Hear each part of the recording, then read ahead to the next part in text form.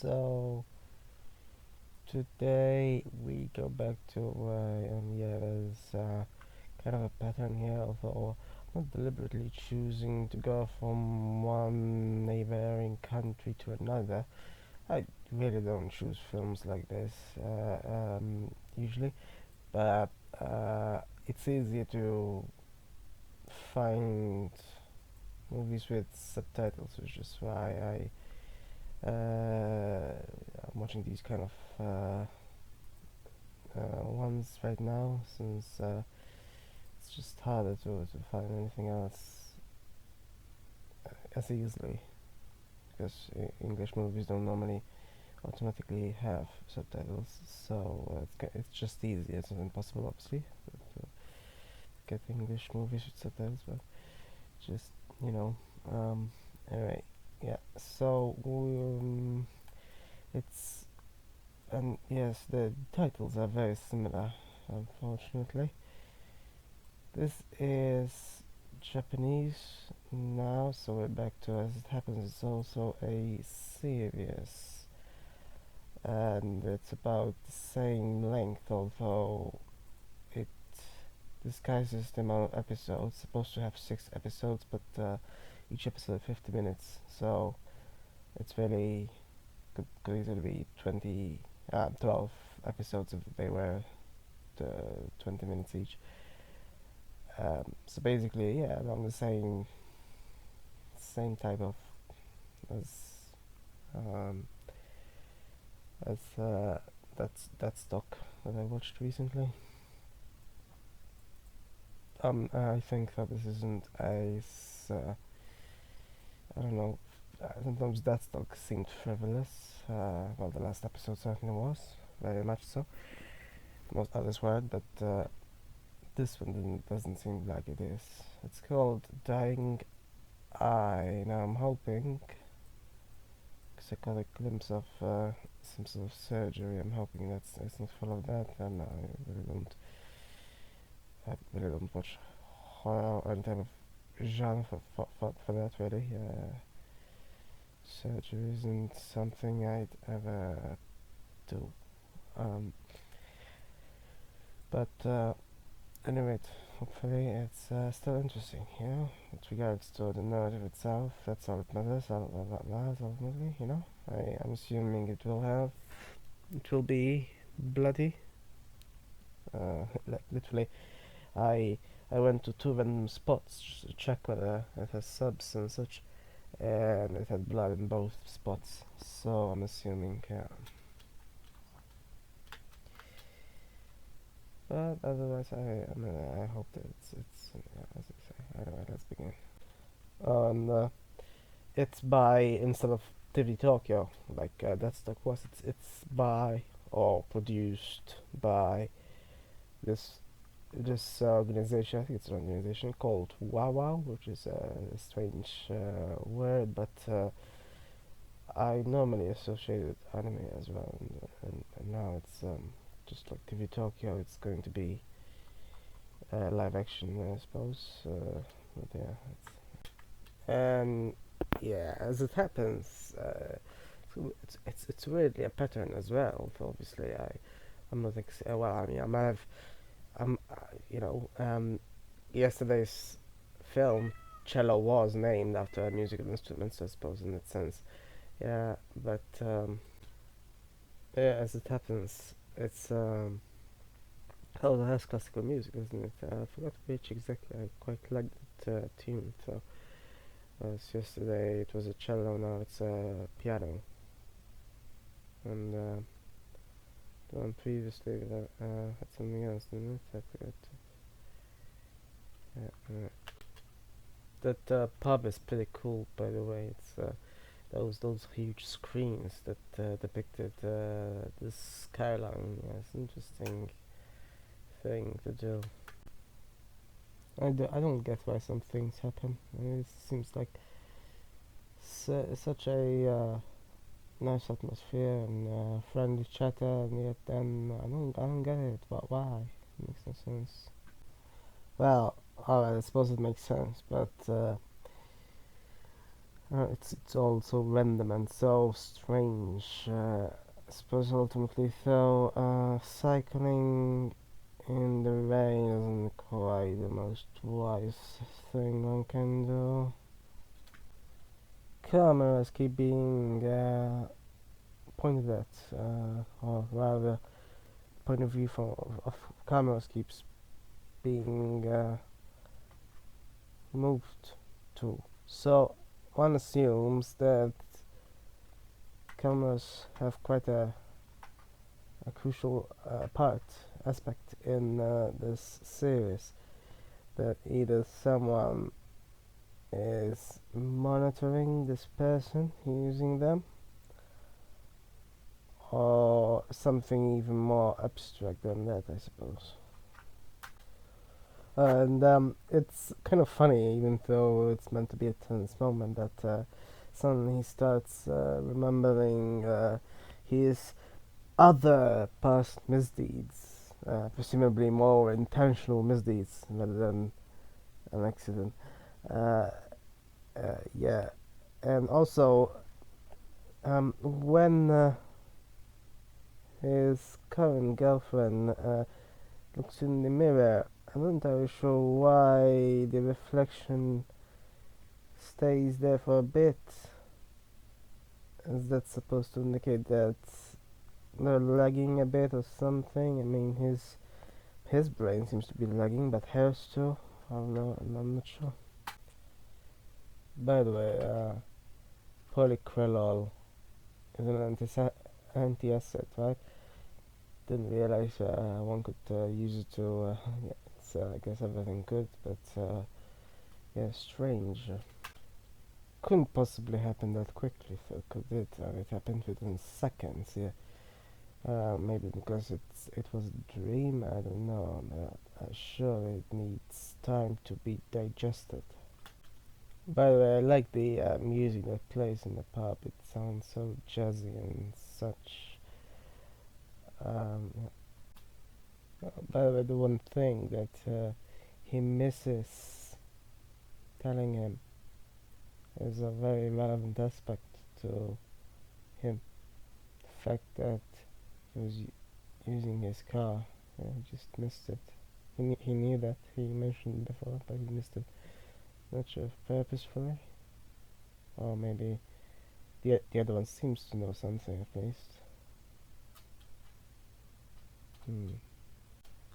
By the way, since he seemingly forgot that he even wanted to buy his own place, and presumably by this we can infer that his mind isn't only preventing the remembrance of unpleasant memories, i.e., the self-defense mechanism that could possibly be positive to the individual, but at this point, I think we can assume that it's brain damage as well, not due to the self, really, I guess you could say. I mean, you know, someone would normally forget that they wanted to start up their own place, and that's not a an unpleasant or traumatic memory, really. So the only inference then is that it's just plain brain damage, presumably. So yeah, it's quite interesting, I suppose, for the first episode. Some things seem to happen randomly. Other things parallel each other. Uh, as it happens, both Cello and this one then have negative incidents that happen while it's raining. I mean, in Cello, there was music that specifically was explicitly applied to rain. But yeah, I mean, rain generally, especially if you know, riding a bicycle in rain. Yeah, uh, that's really on the street. Uh, it's already risky to ride one on the street while it's sunny, while it's raining.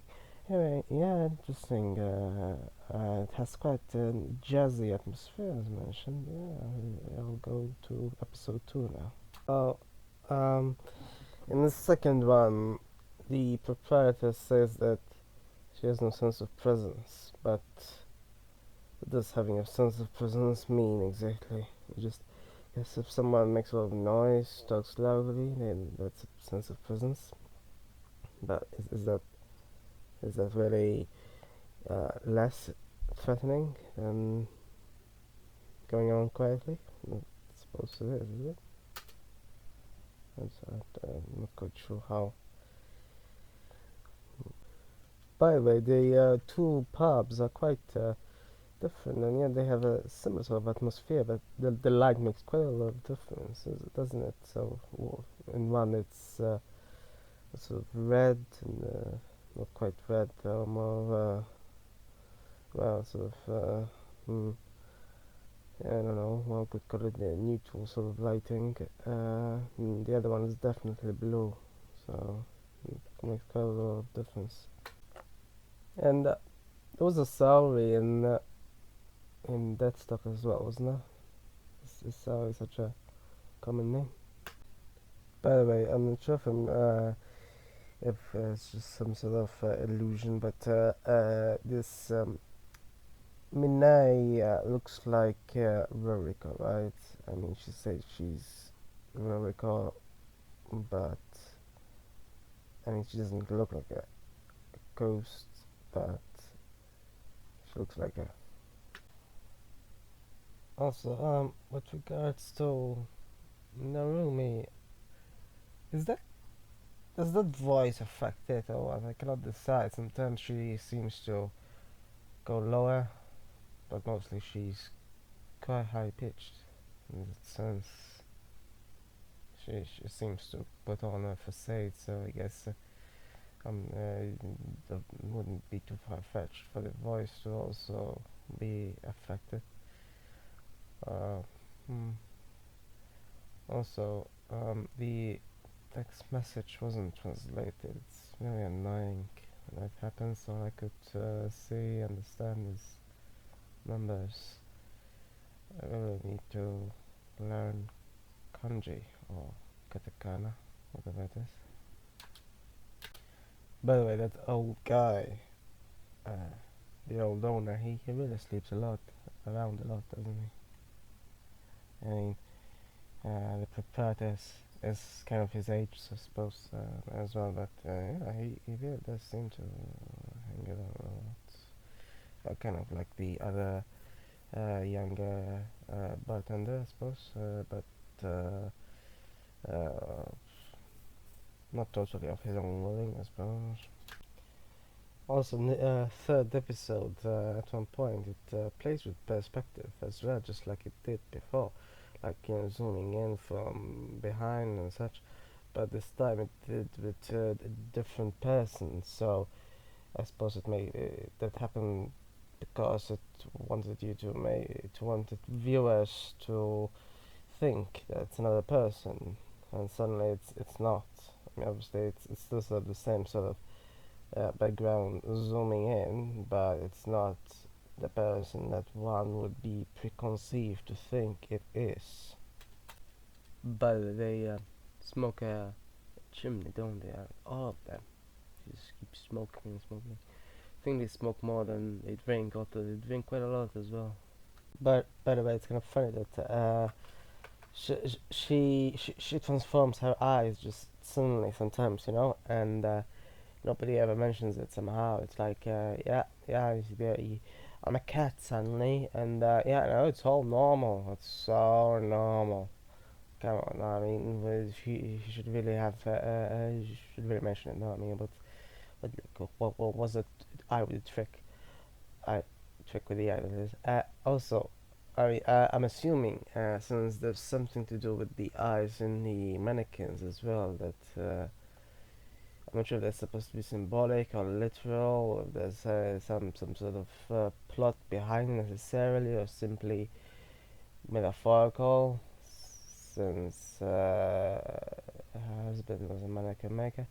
But yeah, since she's playing with her eyes as well, I wonder whether it's connected. By the way, after cello, I keep thinking that that their heads might suddenly transform into. I mean, it does happen in dreams, so in real life, it only happened once anyway. And with dreams, they're expected. Except, in horror, they they happen even seemingly in real life, or at least, sometimes it doesn't seem like it's not certain whether it is real life or a dream or somewhere in between. Um, um, yes, so then this is technically not horror. It's not labeled as such at any rate. It seems like it's a thriller, which I think is a genre that has similar sort of feelings, I suppose. So I think of them as like sort of like a brother and sister or something. Uh, yeah, but whereas this is just thrills, the other really tries to dig deep, or at least I mean, both of them can be bloody, but to be fair, just I wish none of them were. I mean, you could have thrills, you could have horror without blood or gore. Really, you can't. Obviously, if it's central to a story, as this is, then there's no doing without it. But of course, when it comes to films like Cello, which were quite gory, I mean, then it made some sense still, as in one's mental state and such. But yeah, well, okay, it's more like the Three Mothers trilogy that the gore seemed unnecessary, really. I'm not sure what exactly the purpose was. I mean, could have easily had all the lights, all the colors without the gore, I think. So yeah, it's kind of interesting, kind of. It's much more willful, as in much more. It has more of a point than that stock had, for example. I don't know, that was a very much episodic, obviously. Besides the 3 episode arc at the end, this is much more focused, and all the episodes continue one after another. Uh, Still not entirely sure what it is with the mannequins, but I'm assuming there's some sort of. I mean, this is not listed as sci-fi, so I'm assuming it's not sort of, you know, some sort of body replacement mannequin that is absolutely, totally lifelike, and yet I'm assuming it's not a ghost. So it's I guess something to wonder about.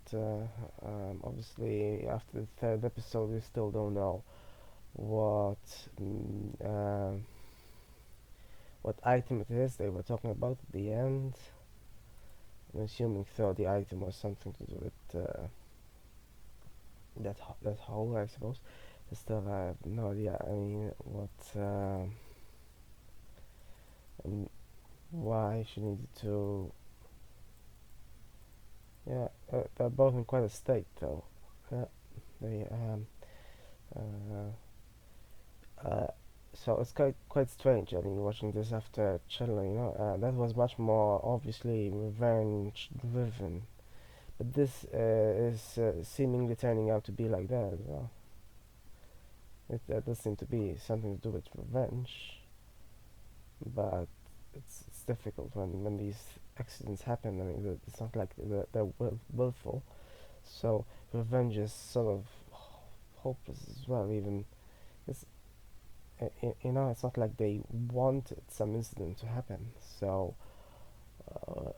but yeah, I mean, it is turning out to be somewhat like that.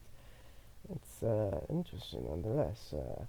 Doesn't have the vibe that stock had. That had more of a, well, obviously that was labeled horror, but this is yeah, it's a good thriller, I suppose. It's interesting. It has some mysterious moments. I mean, this is essentially a mystery, I suppose, and we could truly find out what's happened at the very end, I suppose, and how they resolve it. But yeah, halfway through, it's interesting, I suppose. That's mostly what can be said about it. Hmm. So yeah, the fourth episode is potentially even more interesting than any of the others.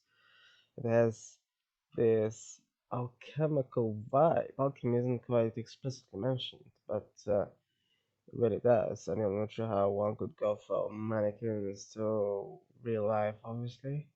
There's always this speculation that, well, just like with Frankenstein's monster, in that case it was lightning, but really there's some sort of um, qual- quality, I guess, that's missing, even if a doll looks practically identical. I suppose the crucial aspect is always going to be how to reanimate, or in this case, animate, and how to, obviously, in real life that is not known at all. So AI can be as intelligent as it wants, but theoretically it will not have levelness. Of course, computing has so much capacity that somehow it emerges into this consciousness that is suddenly given life, but where the threshold is remains a mystery, and if it can happen in the first place, this quality of emergent consciousness, whether consciousness is different from life as well. I mean, because there could be life and perhaps not as much consciousness. By the way, couldn't have guessed that the male Pabona would turn out to be such a villain. He seemed okay at the beginning, but then, yeah, at best it seemed like he was hiding something. Doesn't make one a villain, and but suddenly he's all-out villain. Hmm. So in the Taisho president's room, very conveniently, some light obscures. Yeah, ironically, light obscures his daughter's face, and I was just wondering who his daughter might be, because there might be multiple candidates, well, such candidates. I mean, it could be someone we haven't seen yet, or it could be someone else. But that will be a bit confusing, I guess, unless she's a twin. By the way, I like how he said that the darkness of the night reminded him of her. It's interesting that darkness or the day in some instances can remind people of something or other than the night and day it is. So yeah, so that's quite a lot of intrigue to do. There are a lot of twists and turns. They're interesting nonetheless. It's about identity, about existence. Uh, yeah, of course, ultimately it's also about the seat. But yeah, hmm, the four episodes, yeah, quite interesting. It ended on a twist that sort of makes the characters question their own memory. So, there's the the protagonist already has amnesia, so he is getting his memory back bit by bit, but the way it ended, then, I mean, it was in the recent past and he didn't have any physical trauma since then, so he's unlikely to be that doubtful about some memory from the very recent past. But still,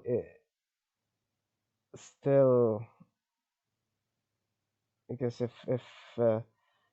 someone wants to play tricks to simply deceive or even to convince others that he is not remembering correctly, especially since his memory was already at fault before. He already had problems with it. And yeah, I guess it could be doable. He himself might not doubt that he knew what happened in the recent past, but others might not necessarily believe him. And ultimately, if that happens quite a lot, then he might possibly doubt it as well. But considering the powerful memories created there, the more powerful a memory is, the more likely for it to hold conviction and an emotional sort of resonance that holds a conviction. That is sort of the opposite of dementia or amnesia. Uh, Otherwise, I guess changes in the physical structure can make such questions appear, but not if memories are firmly held, I suppose. So yeah, that pub owner in the fourth episode, not fourth, fifth, is strange. As at first he seems to go on about luck and how people are unlucky in accidents and such. And as far as that goes, it makes sense. If you define luck by making a single tiny mistake, and that's. But then he concludes that unlucky people are stupid, as if making a tiny mistake is stupid, right? And I mean, it's not even just mistakes that are required for someone to be unlucky. There are medical conditions that one can be unlucky with, and that's not so much a mistake, or if it is, then it's not even known. The causes of some medical conditions aren't exactly very well known. They're often really small micro causes sort of thing. Uh, so even if they're known, then there's the fact that statistically some people are likely to develop it, some aren't. So it's not even as straightforward cause effect thing. So really, I think we can conclude that he is the stupid one to conclude that somehow just because others weren't loaned money, which he seemed to have, uh, then other people are unlucky, and and something to do, small mistakes, and nothing to do with being stupid at all. Even if, say, someone is cycling in the middle of the night with rain pouring down, I mean, one might say that is stupid because statistically, it's much more likely to end up in an accident. So even if cycling in the first place is sort of dangerous, especially cycling in the street. Obviously, considering all the other cars are so much more protected and so much more dangerous than a bicycle. So yeah, you add in rain, you add in night as factors, and you increase the risk by loads more. Even then, I mean, yeah, this is about stupidity. It's sure, yeah, someone can not increase risks, but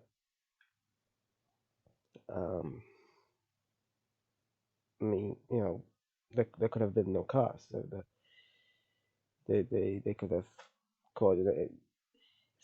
It's still about randomness in the end. Randomness has nothing to do with ADC or stupidity. Oh, and at one point, yeah, uh, his relationship breaks down. So I guess he must think that he's stupid now since he's being unlucky. Yeah. That's sort of another example, huh, of a tiny thing that could erupt as such. I mean, most likely it's not even known. I mean, she says that he's been cold towards her, and sure enough, that's displayed. So I guess he could have. So I guess his mistake is being cold, and he could have not been cold. But then, I don't know. Let's just say he's been sleeping around quite a lot, and I think he has more than enough on his plate. So anyway, but yeah, I wonder if you think he's stupid now. Also, this sentence here is interesting. I've never thought of it this way. Um, street lights might cut into the darkness. So I suppose yeah, there's darkness all around, and I suppose lights are kind of like a sword that just points. Well, a torch, I suppose. So, hmm. And yeah, the Jima might be a villain, but Shinsuke is so weak, so weakly idiotic, and so mercantile, so cheap. How could he just think of opening a pub and somehow that overrides everything? I mean, from the relatively trivial to the worst, really. I mean, a life surely doesn't cost 20 million a year. But by the way, what exactly is Plush Palace? Plage. The other one makes more sense, I suppose. Universe Tower and all, but Plush makes no more sense. But by the way, memory or no memory, it makes little sense as to how um this guy knew how the other car, who in the other car was driving, unless someone else told him explicitly, and the that that other guy is so far has been very seriously secretive. So no idea how that came about. You just suddenly buried it out, but it seems like a bit of a out of blue thing. So in the fifth episode, we find out more about the psychological implications of everything that happened. I mean, this all revolves around a single incident, and the fact that they repeat the incident, they recap it a million times is quite amazing. I mean, at least they do it from different points of view, which is what the series is trying to display. Different points of views of the very different characters, but it's still quite a lot of repetition. Yeah, but yeah, this was mostly about the psychological aspects of everything and how easily people can be bought. Clearly, which is absurd. But I'm assuming then for the last episode we're going back to how it was all physically done and why something that happened in the first episode happened as well because it's not very clear, as he was wondering himself, as the protagonist was wondering in later episodes why something happened specifically. I mean, at least we somehow realize, that one can speculate what will happen in the last episode. One can speculate based on everything that we know so far. That obsession will likely play a large part in it. Uh, actually, two people's obsessions. Yeah, that's correct. Yeah, I suppose. 'Cause ultimately, alchemy doesn't quite exist in real life. What does exist, so, is something else, which is more, one could say, possible. Suppose it could be possible.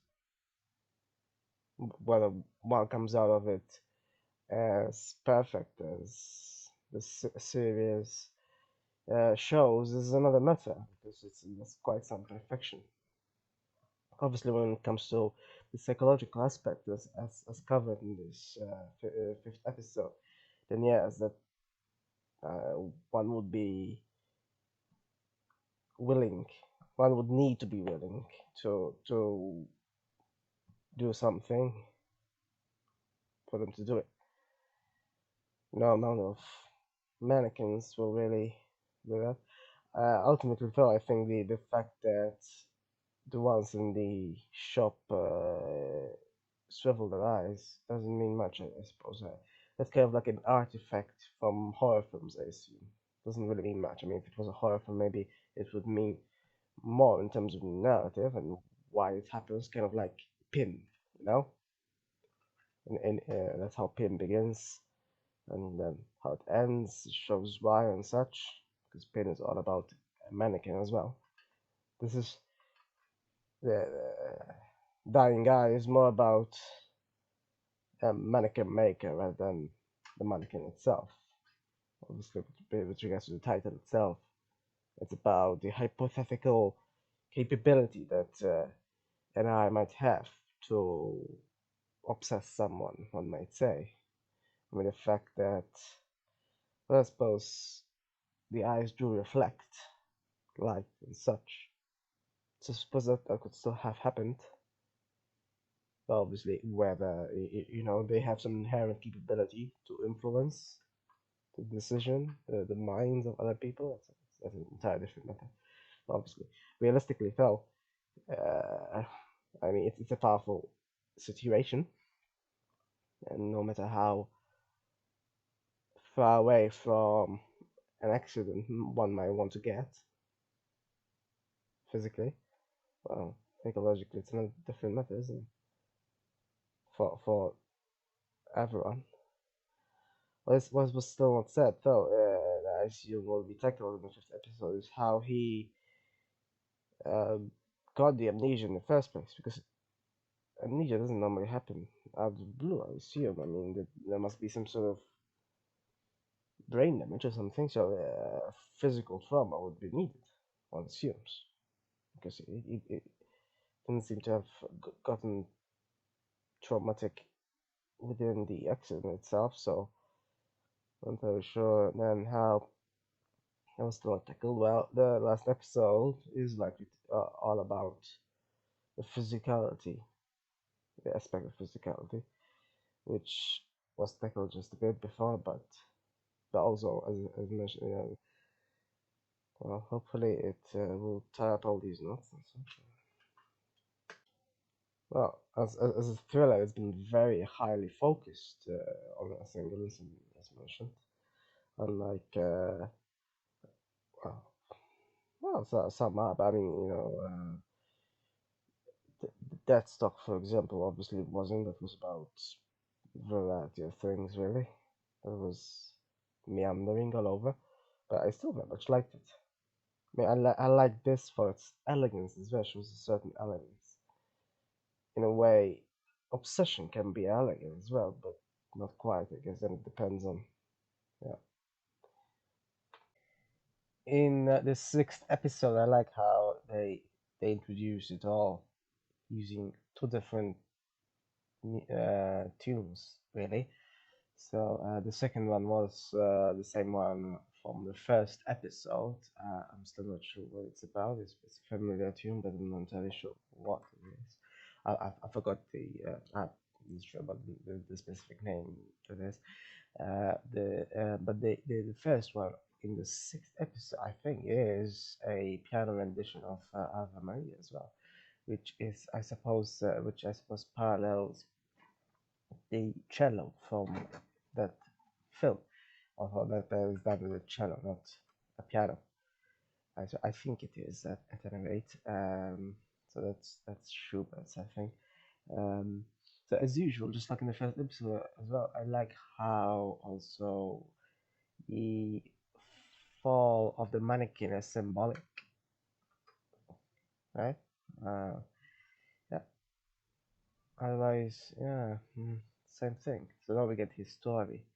All the episodes focus just a bit on every single character. Like the last episode was more about the male Papona. The previous one was about the construction worker, such.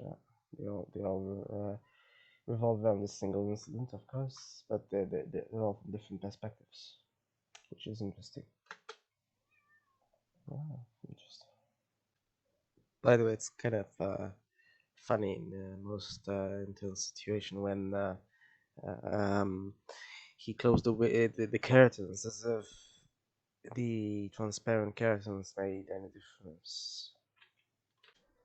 So, yeah, I finished it and it was quite interesting.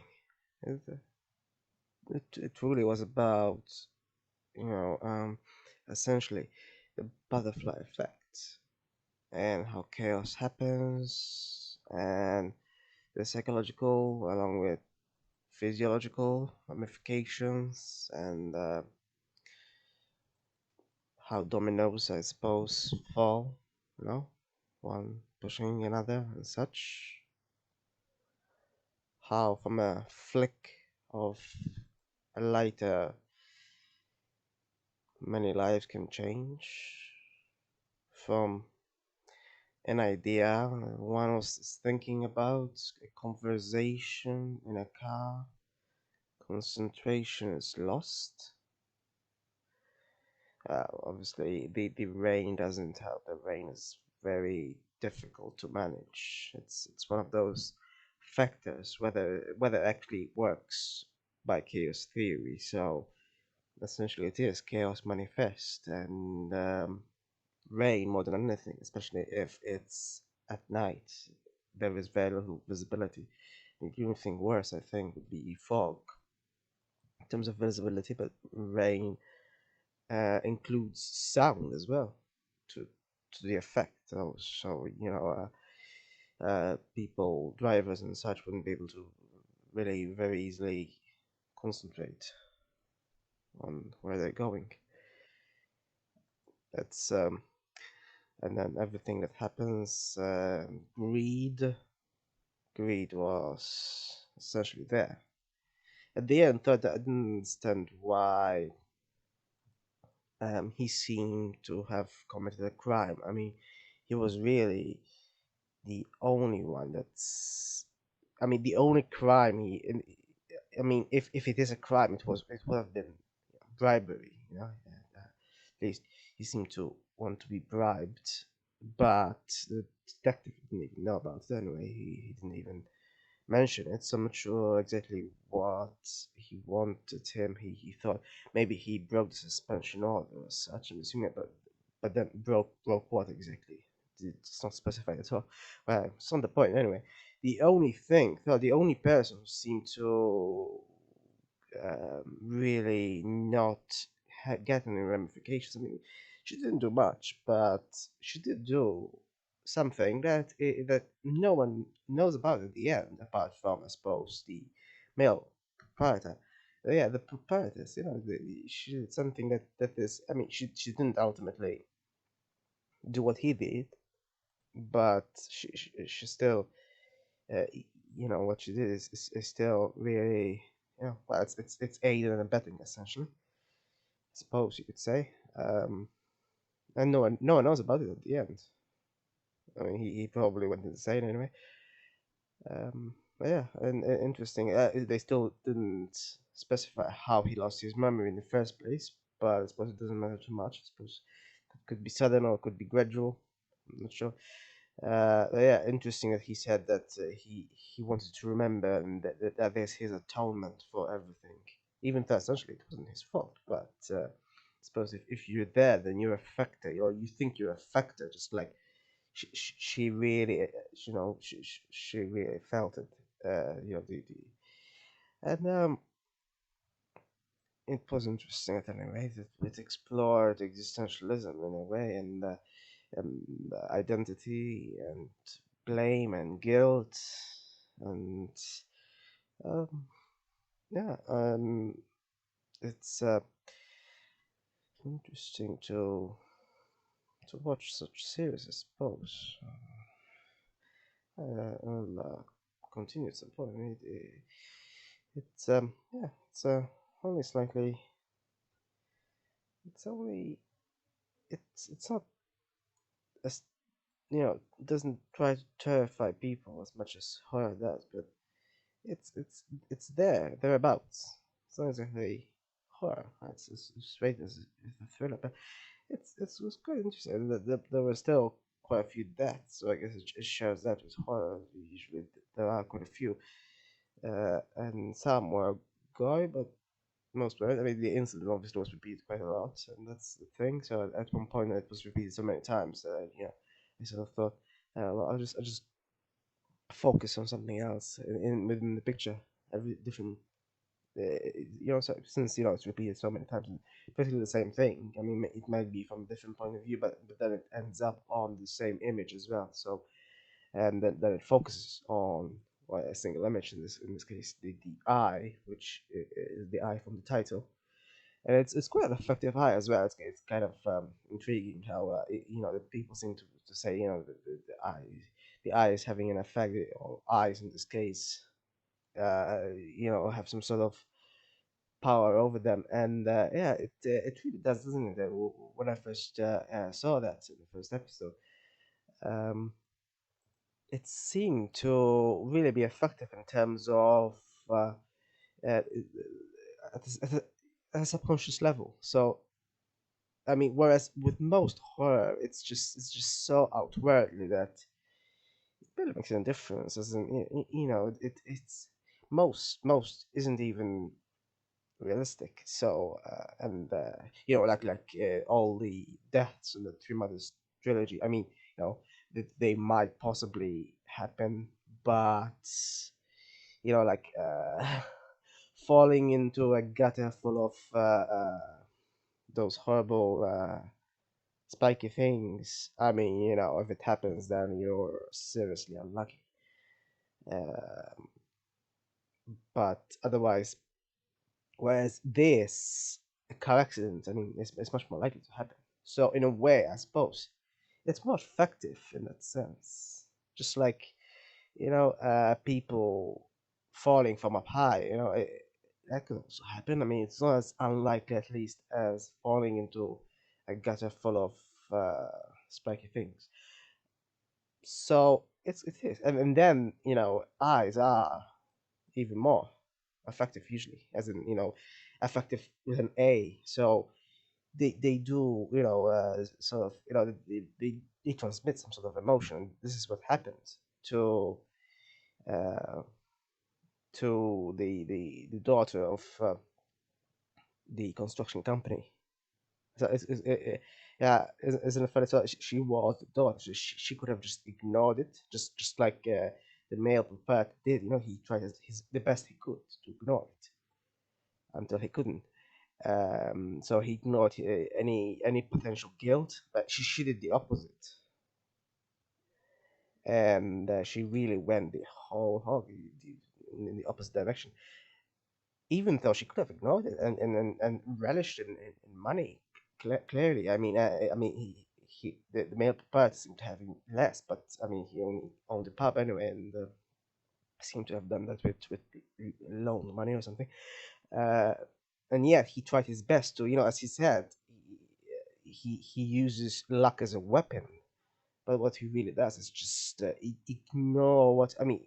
No one knows ultimately whether he felt anything or didn't, until the very end at least, until he had their, you know, until he was sort of convinced of his own guilt. That guilt plays quite a factor here. Now, the Japanese society is supposed to be, uh, guilt versus well, Gil is supposed to play, I suppose, some sort of, I mean, whether it does or not. I mean, ultimately, there is still a cult as to although, of course, in this case, it's more of a variety of factors, as he himself says. It really cannot be denied. I mean, even the rain. could be said to be a cult in this sense because it's just it happens, right? Uh, and but it's still he still tried his best to ignore it really until he couldn't. Uh, so it's interesting how different characters approach it from a different point of view. Uh, but the uh, the male protagonist, though, the, I think just yeah, in a way, he really intensely felt as well, which must have been why he ended up with amnesia.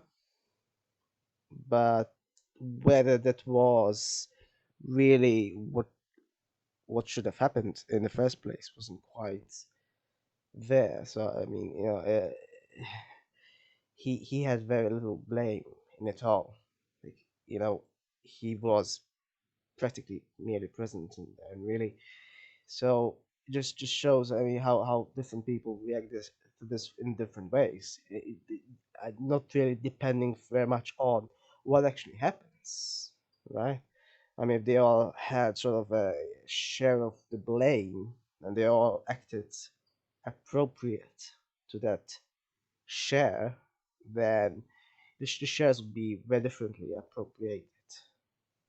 Uh, the uh, the um, the daughter of the construction company had about, I think, the I mean, no one will say that how she ended up was just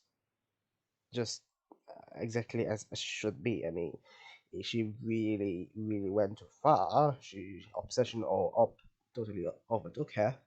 So that's not quite how, that's not at all ideal. What is ideal ultimately? I mean, people simply feel that they are to blame, and that's how they feel. That's what it is.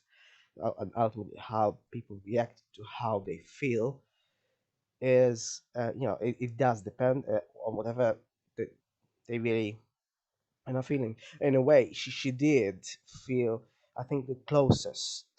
So she appropriated that such guilt as much as is possible, even more, but much more than at the very least, the male proprietor, because I mean, he really tried the opposite.